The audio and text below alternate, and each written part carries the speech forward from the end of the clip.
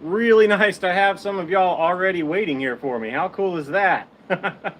So yeah, welcome to the Garage Vacay Catch Up on Dweezil, See What I'm Doing live stream. Hopefully you can see and hear me okay. I'm seeing some chats pop up on the screen, which is awesome. Let me see, let me get the chat back up there. There we go. Live chat. Cool. All right, so I see Hubertus. Very cool. Good to have you with us. Sorry about the whole middle of the night thing, but thanks for joining us anyway. That's pretty cool there, Hubertus. Let me see. Stephen Brown is second in line. Cool. Robbie from Massachusetts is with us. Northwind Garage from NWG, which would be Northwind Garage. Very cool. Mike Hammer says, good to see you. Good to see you as well, Mike. And Robert says, let's get this party started. Awesome. I appreciate y'all bearing with me as I learn how to do this on mobile. So far, so good. I'm really, really happy that I can see everybody's chats. I see Zim's Garage. Let me see. There we go. And Huberta says in Norway it's 2 a.m. Yeah. Backyard Combi. Hey, Greg, how you doing? Howdy, that is. And Gary from VW Jawbreaker says sup. And I see Levi down there as well from Levi's Backyard. And Overdrive Garage. Hey, look, Gary's awake, he says. Very cool. All right, so awesome. First of all, I really appreciate the response that came through like right away. I thought I was going to be sneaky earlier today and knock off a quick live stream just to see if I could do it and use that to announce that we would be doing this. And a few folks jumped on. I see a few of y'all here now, and that was pretty exciting. So we got to try out some things this morning, just trying to announce that we're finally to the point where we're going to do this live stream. So very, very cool. I'm having to refresh here to keep the chat on the screen, so maybe I can learn something to keep that there all the time. Sorry, growing pains here. I think I see Mike in there now.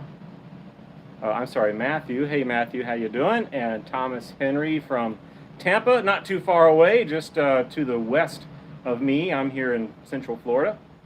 But anywho, thanks everybody for joining and supporting the channel and wanting to be a part of this project. And for everybody, whether you're watching or not, that kept giving me that gentle nudge, right, to get the next video out and to get back to Dweezil. I appreciate all of that. I find all of that very, very encouraging. So thanks everyone for that. Adam says he finally made it to a live stream. Very cool. And Aman Pena, I think, let me know if I pronounced that correctly, but Aman Pena has joined us as well. Very good. All right. So what's the plan for tonight? I'm keeping it kind of simple. I do have some progress from today that I can share with you, which is pretty cool. And also, I think I can give you a little bit more information about what's happened with the metalwork on this car in the past. There's some things that didn't get covered in detail in the earlier Dweezil videos, and so chronologically in the storyline, all that has kind of come and gone. Barry says, good evening all. Hey Barry, good to see you. So I might show you a little bit about some of the metalwork that preceded the stuff that we've got to finish up now so we can get the body painted and put on the car and wired and done and driving to the coast. VW Jawbreaker says, just notice all the T12 bulbs in the shop. Yeah, I've got a lot of fluorescents in here. I won't buy them anymore, but as they die, I put in LEDs, and that's the only thing for me moving forward. But yeah, lots of fluorescents. I'm old school, dude. I can do that. I'm old school. All right, so what's going on with the car? Let me show you some of this. In fact, I'm going to do the camera flip thing. Here's one of those LED lights for you, Gary. All right, so here is what we're up against. This is, of course, the rear window. And we see, you know, it's pretty much cottage cheese. So this is not doing its job anymore. I mean, the car's rough anyway, but this has all got to be replaced. And if you look at it, you see it's a goofy part, right? There's a lot going on here. There's a lot of compound curves and a lot of things that are well beyond my skill level, which of course has never kept me from trying stuff. So this is kind of where I am. I need to replace this piece. Now I pretty much have the piece ready to go. The last thing for me to decide is, do I want to cut out the whole thing at once? Or do I want to section it, or what? Right? I'm a little more comfortable with taking it piece by piece, but that seems to add a bunch of variables too, so I'm probably just going to do the whole thing. So here's the piece I've been working on. I'm going to put you guys on the stand here. I'm going to lose sight of the chat for a moment while I mess with this. But I'll show you how this thing fits into place. And then maybe how everything's going to build out beyond this piece.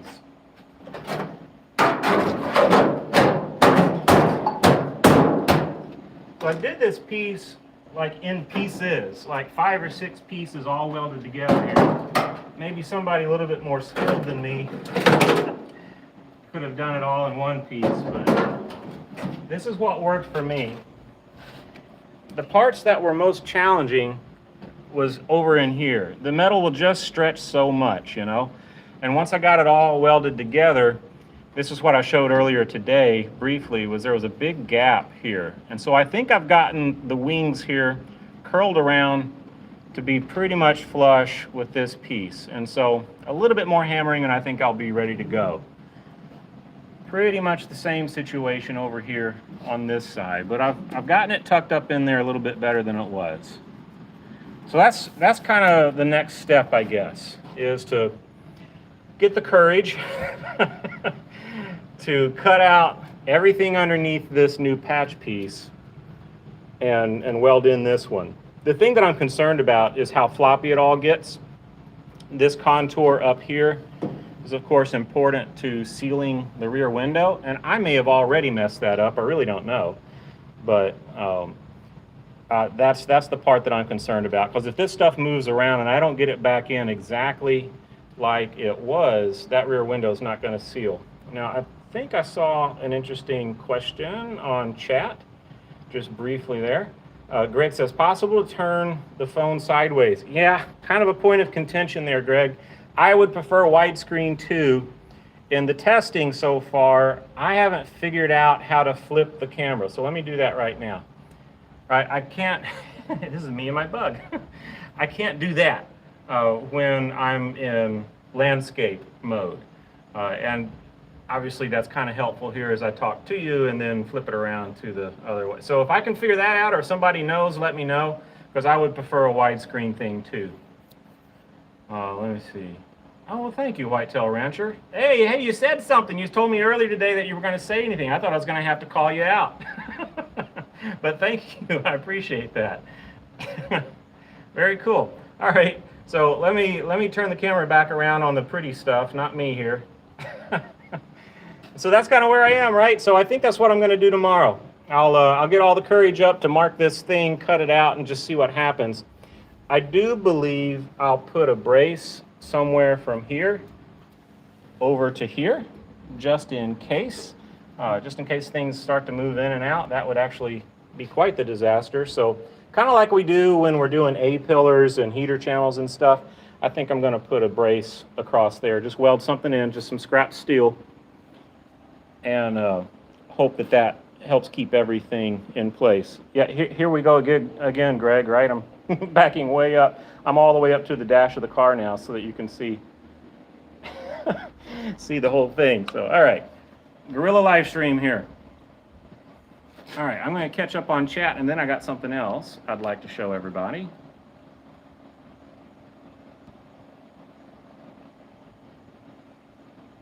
All right, Robert says, lay the glass in there with no rubber.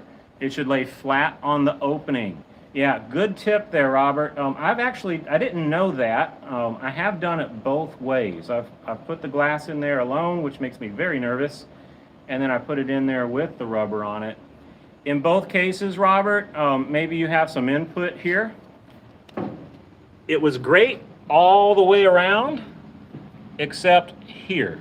This part was a little bit low. Right, so there was a tiny little bit of a gap right in this area between the glass and that bit of the rubber. Maybe 1/8 of an inch, not a whole lot. But then again, glass doesn't squish very well, so that is something that I remain a little bit concerned about. So if you've got some tips for that, I am all ears. All right, Thomas says, brace it first. Looks like you're wanting to keep the window trim. Oops. There we go. Thomas says, wanting to keep the window trim lip, not drilling out the spot welds, cutting it out instead. Yeah, I've been drilling out the spot welds when I work in that area. If nothing else, just to keep the dimensions. So even if I was going to replace both sides of it, which I've done a few times, I would just do one side at a time and drill the spot welds out and cut one side. So hopefully that's going to help keep things all in the original position. All right, let me back up again here. Hey, Ronald from the Netherlands. Very cool. Thomas says, cutting it out will keep the trim straight. All right. Cross brace, Northwind says, cross brace for strength, like if you were going to chop top. Yeah, there you go. I got some square tubing that I think I'll just put across there. I think the most sturdy thing would be an X with a connection in the middle, of course, like a real cross brace. That might be what you're talking about, Northwind Garage. So maybe I should consider that. Hey, we've got somebody from Sydney, Australia. Matt, hey, how you doing? Very cool. We have Aussie Beetle also. I don't see him with us right now, but Aussie Beetle is one of our Australian friends. He's got a sweet, sweet, sweet 65 bus. And Andre VW1200 has made an appearance. Very cool. All right, so here's what I want to show you. This is a little bit of past progress that I haven't been able to weld in until this piece is welded in, and that's of course the big opening. You see, we're missing a lot here. So I want to show you some of those pieces. This is the rear piece. We played with a what I was calling a press die here. I hope this is coming through. So we just kind of made the positive and the negative sides. And this is on there for a little bit of contour. And use this to press in the ridges on the top of that piece where you see I've welded in new metal. And it's you know, close enough for government work. All of them are a little bit different than each other, but for something that's going to be covered by carpet, or would be covered by carpet, I think we're doing okay. So this was, you know, since I've gotten back in since I've gotten back into the car, this is what I've been working on. You see tons of welding in the back there, but I think we saved this piece. I'm going to try and pop it in place for you so you can kind of see how it goes.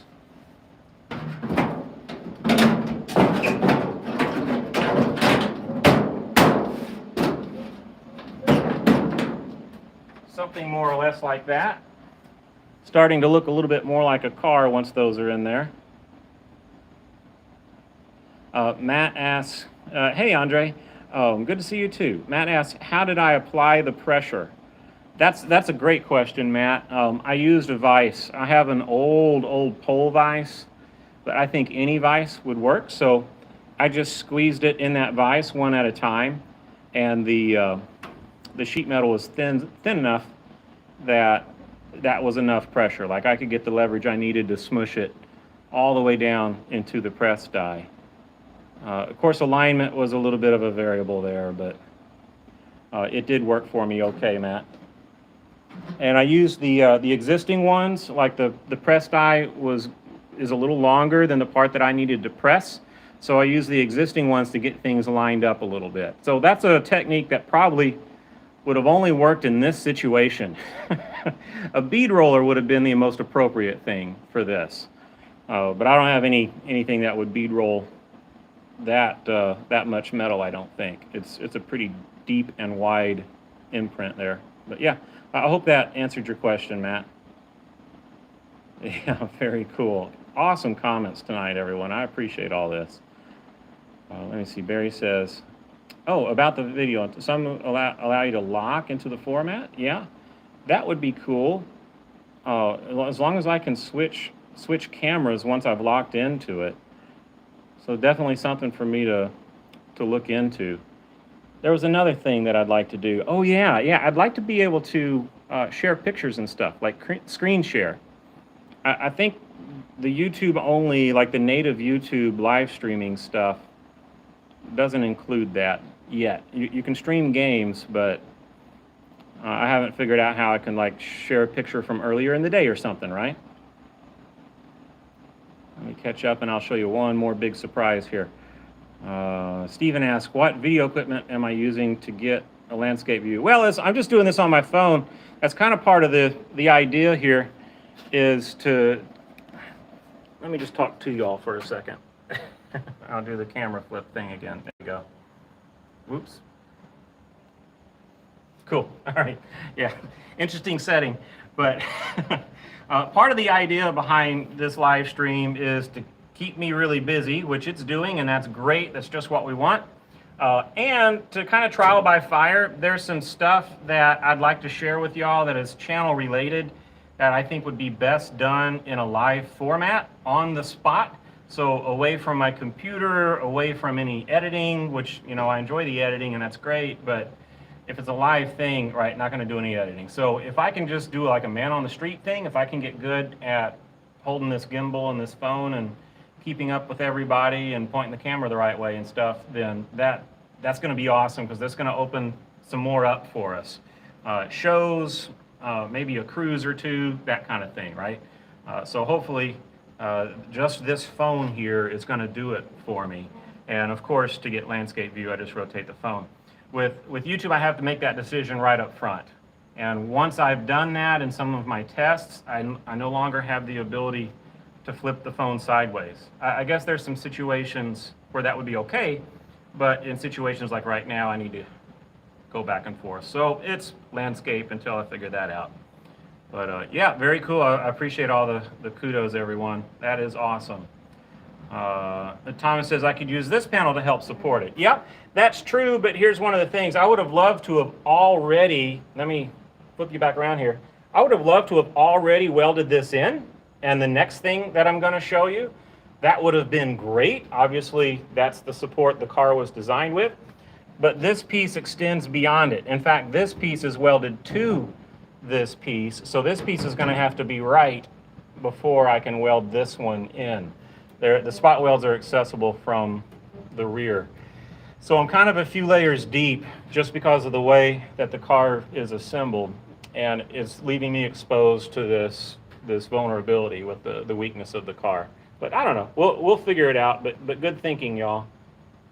It's good to make me explain stuff because that makes me reconsider. I could miss stuff, right?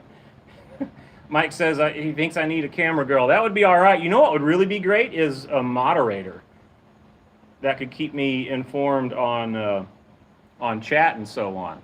This is working pretty good, but that's how I see the pros do it, is they get some kind of a moderator so they have a second screen and someone on a separate device keeping up with all this. So something to play with in the future, I guess. Steven, okay, I'm going to get to your question in a second, Robbie. That's a good one. Steven says, silly question, but in portrait, do you swipe up, down in landscape? The Samsung swipe right to left. You know. Yeah, actually, all I got to do, Steven, is rotate the phone, and that puts me in landscape. But I think I mentioned a minute ago that I have to do that up front when I'm like getting into the live stream through YouTube. And once I've made that decision, it takes away that flipping the camera thing. Okay, so I think it was Robbie had asked me about Dweezil. We'll do some more confessionals from inside the car. So pretty simple story on Dweezil's name. It was a college friend. I had just bought the car. This was back in like 95 or 96. And I drove it over to some friend's house to show them this rusty beat up Baja Bug that I just bought. Of course, nobody could believe I did it except that they knew me and they could totally believe that I did it. And someone said, hey, it's got so much character, it needs a name. And my friend's girlfriend just said Dweezil. I don't know if she was a Dweezil Zappa fan, if anybody knows the Zappa family. This was Frank Zappa's son. still with us. Frank, of course, is not, but I don't know if that's where the name Dweezil came from. For her, I had never heard it myself at the time, and I just thought that is such a cool name, and it seems really descriptive of the car. The front end was pretty beat in and had this look to it, so it became Dweezil. It stuck, and the rest is history, I guess. So, all right, Matt is asking about the seat base. So I'm going to show you that in just a second. I apologize if I'm missing any chats here. Greg says, put Tig to work. Yeah, Tig chills a lot, but yeah, he'd be along for the ride. He likes the bus, so I think he'd like this too. Yeah, Northwind Garage says, no going back now. Yeah, I am definitely like 3 or 4 times past the point of no return. Yeah, Steven says I should have Gary moderate. So nudge, nudge, wink, wink, Gary. I think Robert has something for me here. It says, you can align and install the panels with self-tapping screws. Yeah, then once all is fitted, remove the panels and start welding each panel at a time. I'll have to process that one. Then once all is fitting, remove the panels and start welding each panel at a time. And the screws, I see where you're going with this, will help in alignment prior to welding. Very cool. I've used Clecos for that purpose before. They take up a little bit of space. They're, you know, about this tall, but Clecos can work in that situation too. Of course, screws would be really low profile, so that's a good tip there. All right, Greg says he wondered if it was that, but yeah, I don't really know. I haven't, those were college friends, and I haven't, Lynn was her name. So Lynn, if you're out there, let me know if you even remember this, if that had anything to do with Zappa. Yeah, Shag and Lynn were my friends that came up with the name. All right, a second vote there from Northwind Garage for the self-tapper trick. Yeah, very cool. Easy to weld that up as well. And Robert says, okay, so I got the picture. Awesome. All right, so here's one more thing. Yeah, Barry says name the bus Moon Unit. That'd work. So here's one more thing that I have not talked about. So this is for you all for being here on the live stream. There's something that I've wanted to do. I do not think this is original at all, but I've wanted to do it because it sounds like such a neat idea. And I've pretty much got it put together. And it's the luggage tray here. Let me get the camera turned around one more time. There we go. All right. So we still got a problem, right? We still have a big hole. All of that was probably the rustiest part on the entire car. Probably had some carpet, rain coming in from the window, soaking into the, you know, it's just, that's not going to last. So this is a problem area in these cars, and mine was totally gone. So, you know, the reasonable thing to do, if there was a little more of a budget for this car and it made sense to, would be to just purchase the whole tray, right? I think y'all have probably seen this. It goes from up here, across that ridge there, it goes from there, all the way down and all the way forward. It's all one piece, maybe even the wheel well. No, it's inside the wheel wells, which you can see I've also replaced. But that would have been a much better way to do this, because it would have been a stockish part. It would have been a lot easier and everything would have been great. But those things are a few $100s, even the repop ones. And I just had this idea. So here it is. Some of y'all will recognize this from another VW. There we go. So, all right. Free starment for the first person who knows what kind of piece that is. Donor car parts. Yeah, sometimes those are pretty expensive too. But I just had this idea. There you go. Everybody sees it. So Gary and Robert and other brother Daryl, awesome name by the way. Yeah, this is from, what would that be? 73 on, late bay, right? 72 was the first Type 4, but it didn't have this hatch. And it made everybody mad. And so they added this hatch starting in 73 for the bay buses. These, you can pick them up for $5. I think I've done that twice. It seems like it would be an important part, but You can pick these up really cheap, and they're rectangular, as you can see. So not too difficult to make a little frame. I had to raise it up a little bit, but isn't that fun? The purists are going to hate this, but this car is pretty trashed when I got it. So I think if there's a candidate for silliness like this would be the one. But yeah, this Chris says Duckman did it in his. There you go. Yeah, I'm sure this has been done many times, but I just I had to do it. The engine would be behind this, right? So this is the forward 10 for the engine, but the transmission or the transaxle is right there, including the starter, the top two engine bolts that are such a pain to get to, and of course adjusting the clutch over here.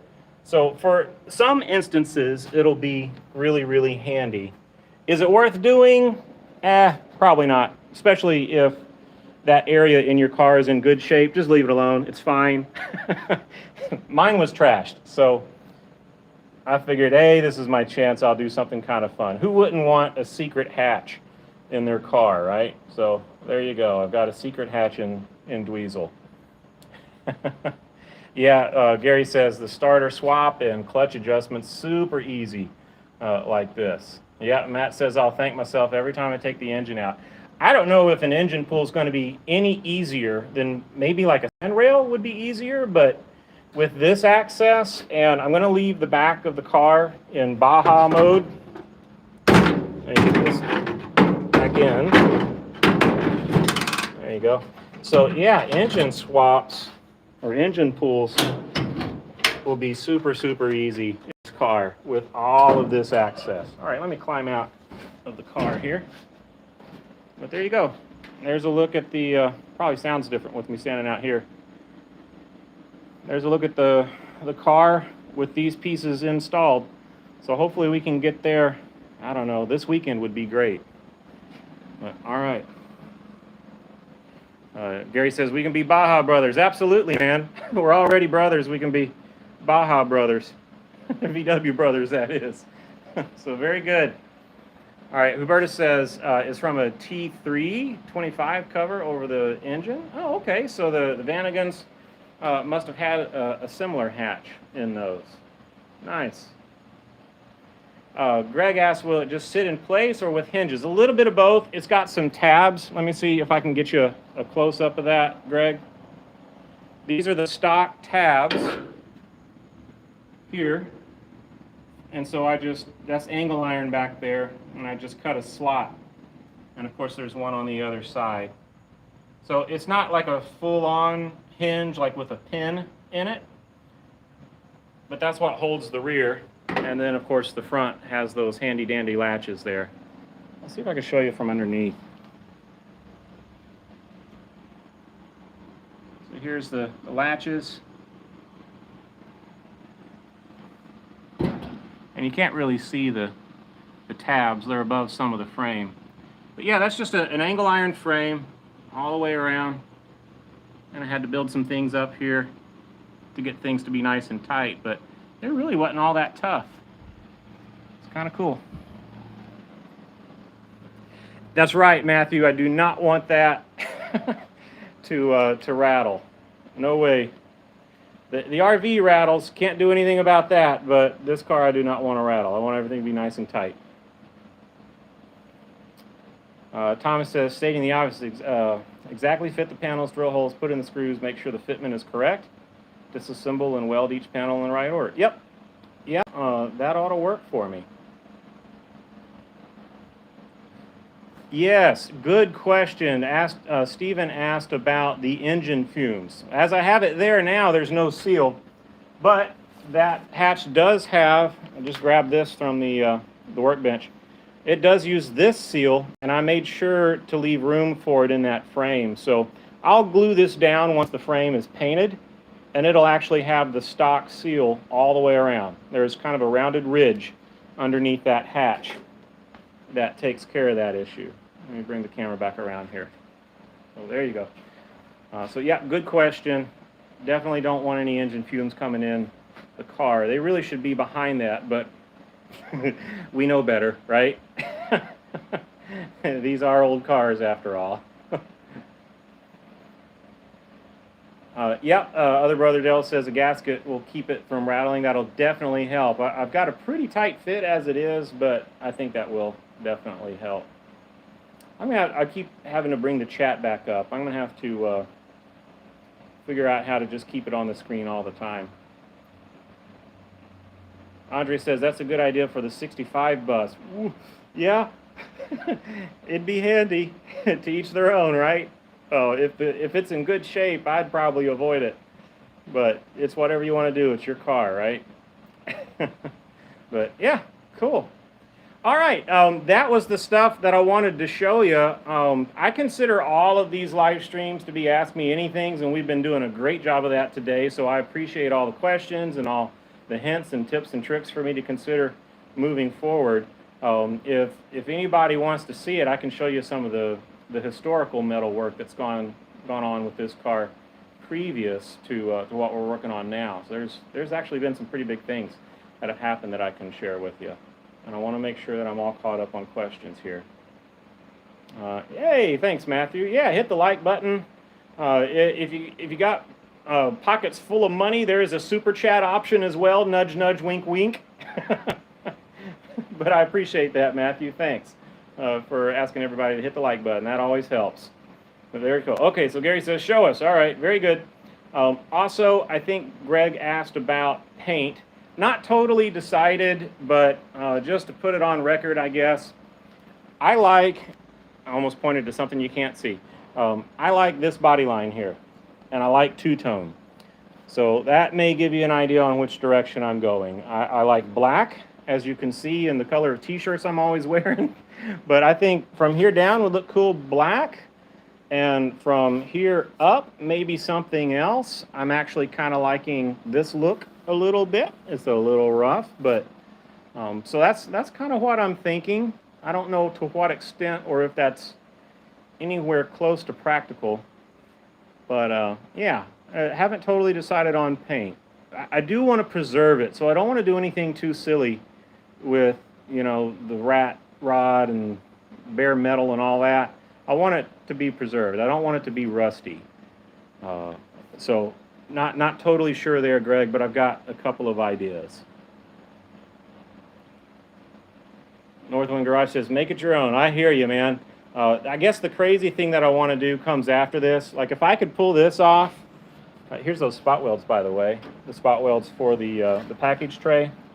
All right, so this is where it all ties in back here. So if I can pull this off without too much of a disaster and clean up the rear end of the car a little bit, I think I'll be prepared to try widening some fenders.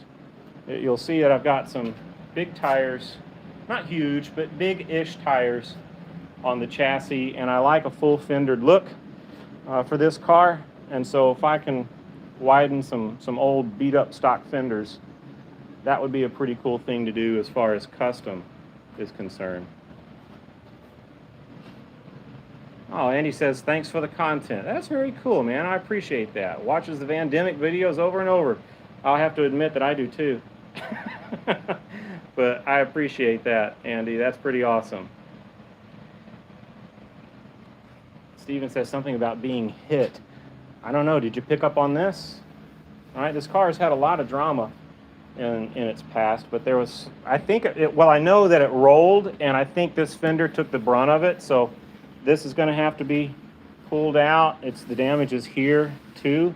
That's going to be tricky, but I think this is where I want to focus and pull all that out this direction to see if I can pop this panel back out.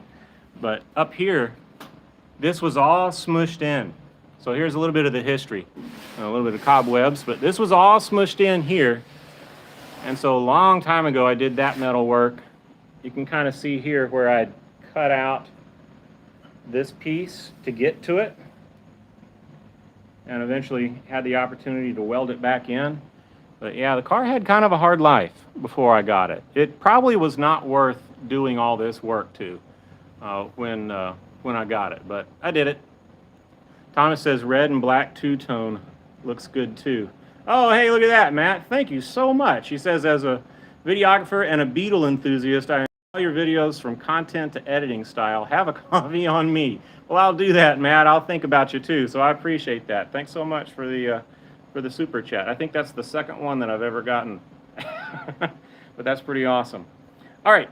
So what was the big drama that happened to this car? Well, they all need things, right? They all need heater channels. So the car got heater channels. That means that you're free here, right? That means the car's not connected through that opening, and you need things like braces. So it was already kind of wobbly, but at the same time, I decided to replace the front clip. Can you see the leftovers from that project? All right, so here's where the cut line was. From here forward is a 69 Beetle. Some guy that was making a trike sold me that clip and most of a tunnel, I think, for 150 bucks. And so the front clip of that 69 Bug found new life here. And so cutting all of that out at once was pretty sketchy with the doors and everything. You can see the weld here as well. But with a million double and triple checks, weld a little bit, double and triple check, weld a little bit more, double and triple check, we actually got it together where the doors work really nice and solid. Here's another look at the doors on the A-pillar. There were some comments about, a reference to a chop a little bit earlier. This is what that would look like if we were chopping the car. But yeah, so this is kind of like that Johnny Cash song. It's a 4950, 5152. So this is a 69 front end, a 68 rest of the shell, and probably a 71 on engine will end up in it because we like the dual ports for the lighter cars. But there you go. I've got a bona fide mutt here. Andre says the latest bus here in Brazil with a water-cooled engine from VW Fox has, let me get back into chat, has a 2-engine door, a normal access and a second access from the inside. Okay, that's kind of what Hubertus was saying about the T3. I know he's an expert on the T3s, but pretty cool. So other ones had that too. Overdrive Garage says, what about Raptor liner? Not a bad idea. Like the bed liner stuff. I'd kind of like to have that in my truck. But pretty cool. So yeah, that's an idea. That would do a lot for acoustic treatment, right? Particularly along the bottom on the pan and stuff. That would do a lot to deaden some of the sheet metal tone that the car would have as you see it now. So not a bad idea at all. Chris says, I'm restoring a 67 Bug on your channel. Nice. So everybody check out Chris Morfitt's channel to see how he's doing with his 67 Bug. So our two cars are like the transitional years, right? 67 and 68 was a lot of 1 year only last year and first year items on those two cars. So absolutely a cool project there. And thankfully for us, there's, with the exception of all the 1 year only parts on a 67, there's a large supply of these because they made so many of them in those years. Okay, it's I tapped something and my screen went away, so it says that I'm reconnected now. So I hope y'all can hear me okay. And we'll wrap things up here pretty soon. All right, very cool. Northwind Garage says, love it. Chris says, amazing work. Thanks all. That is very awesome. Backyard Kami asks, what's the condition of the chassis and pans? Yeah, spoiler alert. This is what I have to catch you up on with all the videos. So I hope I'm not causing any confusion here. Thanks, Gary. I appreciate that. I see that there. But even though it's got a bunch of junk on it, the chassis is done. It's ready to go. I've actually driven it around the neighborhood. If you remember back an earlier Dweezil video, this was back, I think, in 2016 that I built this engine. It's underneath a bunch of stuff, but it's only got a few miles on it since that rebuild. It was kind of made out of a bunch of worn out parts as an exercise, but all that to say that Dweezil has a fully restored chassis, working brake system. The brakes are all set. Needs a front end alignment, but it even has an engine. I've got that bazooka or dual cannon exhaust on there, which is terrible, but sounds awesome. Ought to be kind of nice. So yeah, stay tuned, Greg, for the upcoming Dweezil videos, because this is what they'll be on. They'll be on from the Irma video, the Hurricane Irma video forward, which starts off with how we did this. This is the fuel line here. I have a stainless fuel line installed through the tunnel. I'm going to show everybody how we did it in this case, and then the rest of the painting and sandblasting and everything of the chassis. So great question, Greg, and the chassis short answer is in great shape. All right, I need to catch up a little bit here. Sean, do you have the correct 1 year only Speedo for the 68? I think I do. I think the one that was in there, the original one that was in the front clip that I removed, I took it out, and I believe that is the correct speedometer. I was not aware that it was 1 year only, though, so that's kind of cool. Holy moly, the Whitetail Rancher just paid my rent for the month. Very cool. Thank you so much, Whitetail Rancher. I appreciate that. That is very awesome. That'll support the project for sure. But thanks very much. Andy says, absolutely can't wait to see this Baja come to life. You and me both, man. I am ready to drive this car.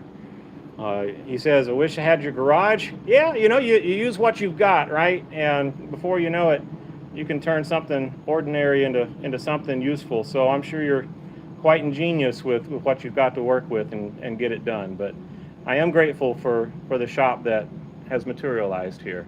But I appreciate that, Andy.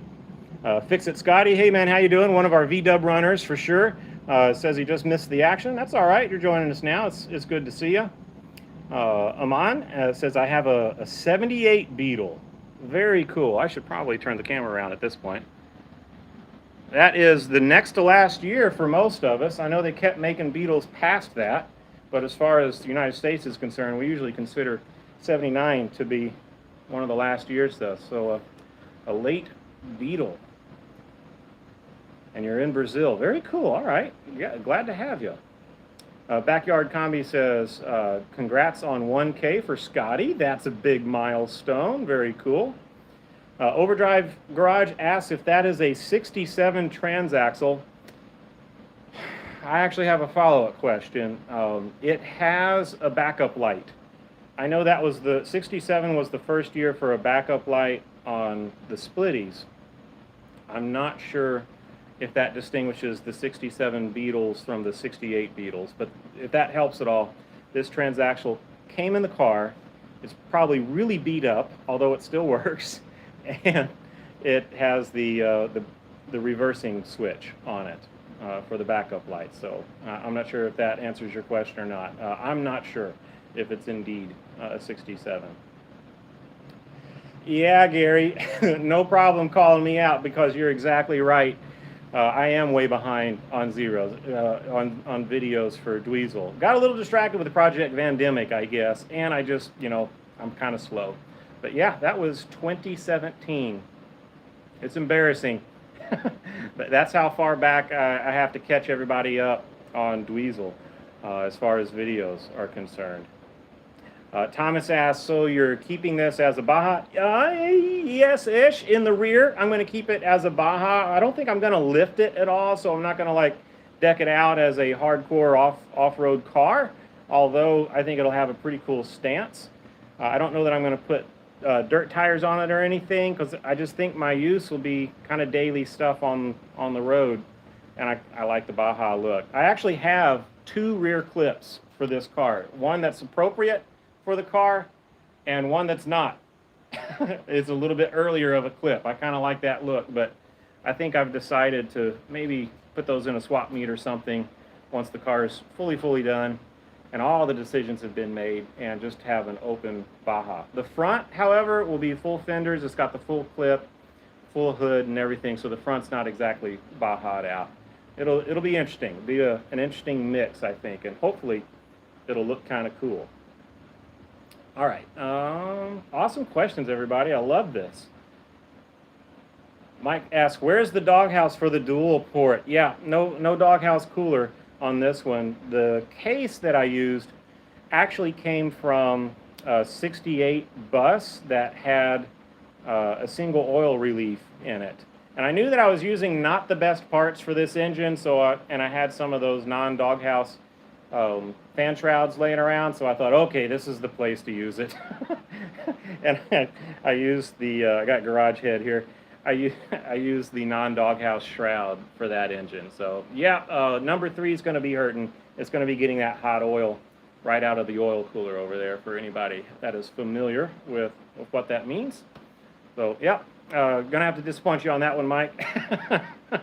I'll save the doghouse shrouds that I have for full-on engine builds with nicer parts. But yeah, good eye, by the way. That's an eagle eye catching that one.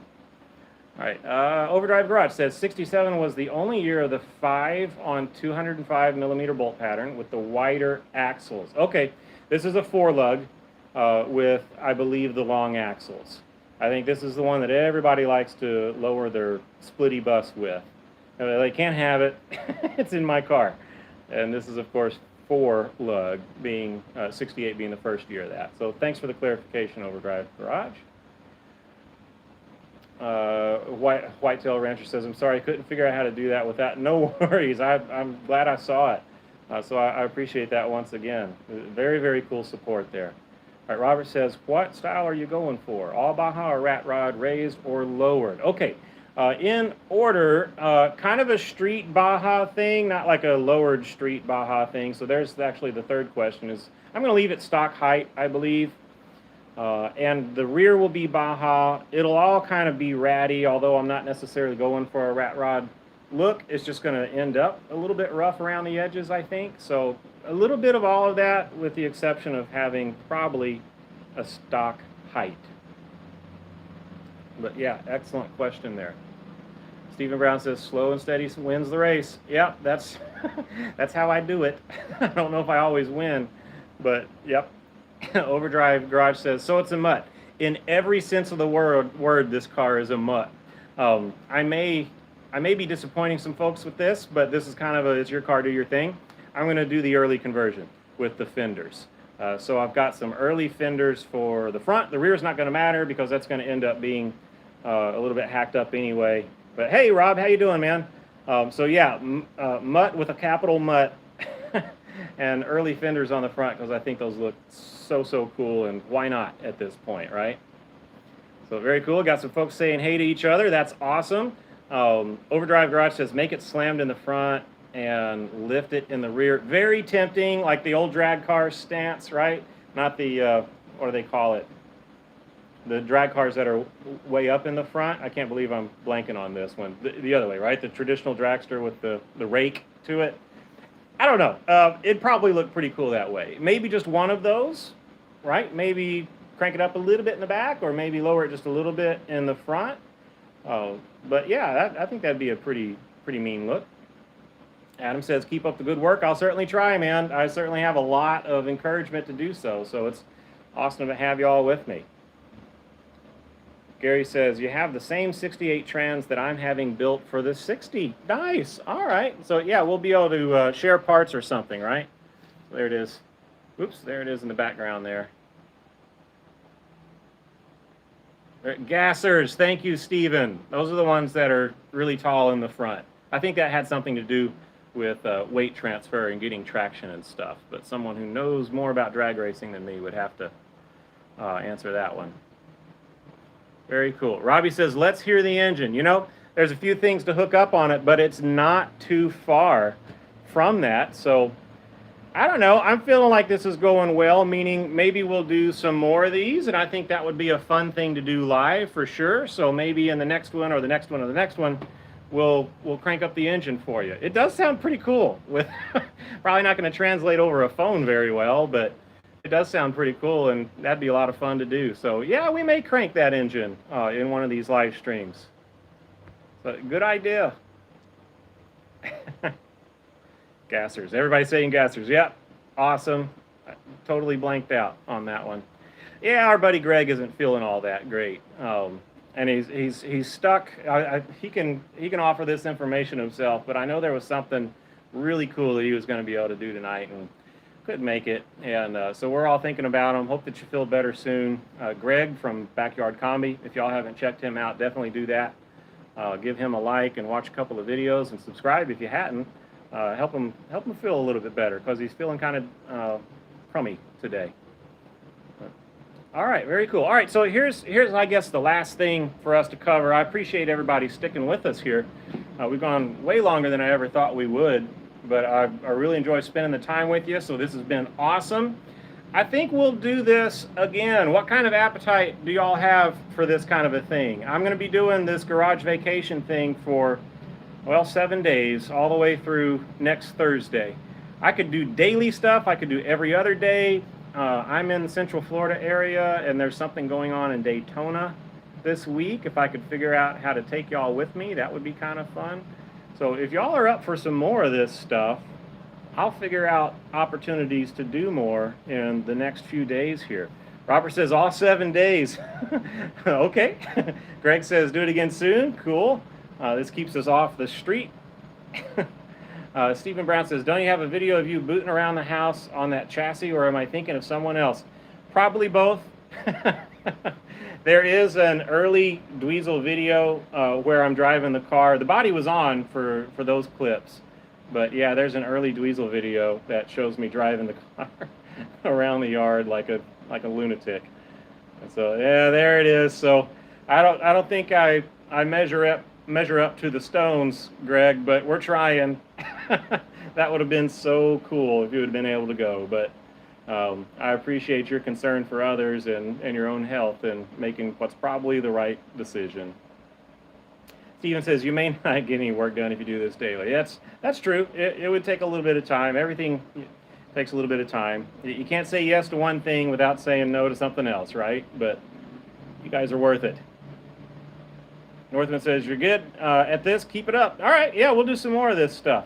Barry says, as long as he gets the bell notification.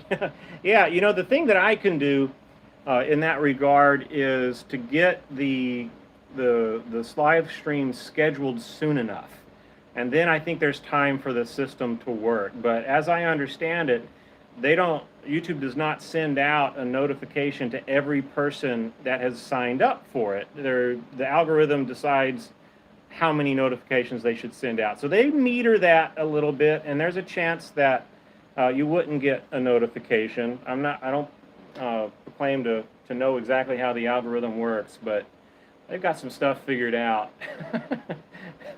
And one of those things is how they meter out the notifications. So I can do my part by getting the word out a little bit sooner than sometimes I do, and then hopefully you stumble across a notification, or it shows up in your home feed or something, and everybody gets the word. But I'll do what I can. Yeah, how about that, Stephen? Hubertus is up in the middle of the night to be a part of this. That is so awesome that you're willing to do that. So I hope you get some good sleep in the second half of your night there, Hubertus. You got a bunch of work to do on that T3, but yeah, thanks for joining us and being so patient. Got up in the middle of the night and hung out with us for 53 minutes. Very cool. So thanks everybody for being a part of this. All right.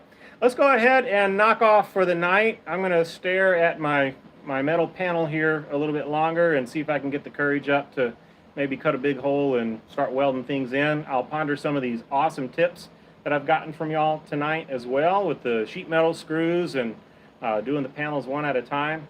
Very, very good stuff. Oh, and Random Sam jumps in right at the end here. My nephew Random Sam. So, yeah, we'll see you later, Random Sam. And for everybody, have a great evening. Watch for notifications. Maybe we'll do one of these tomorrow. Maybe we'll do one later on in the weekend. There's some pretty cool stuff coming up that maybe I can share with you. Give me a little bit more practice with this. And it's always wonderful to have you all along. Here in Brazil, it is 10 o'clock or 2200. But he says he loves this channel. I do too. Thank you, Andre. I appreciate that. And Stephen Brown says, Kayo, I think. And Greg says, good night all. I hope you feel better, Greg. Get well soon. Get some good rest. I know it's about 3 hours earlier where you are, but I hope you get some good rest. My live chat went away again. Bunch of thumbs ups. and some good nights. Awesome. All right. Take care, everybody. I will see you all again soon. Thanks so much for the participation and the interaction and all the encouragement. I do feel like I have every one of y'all with me. Yeah, now it's 3 o'clock. I do feel like I have every one of y'all with me when I'm in the garage working, and always enjoy sharing with you. So great. Thanks, everybody. We will see you again soon. Thanks again.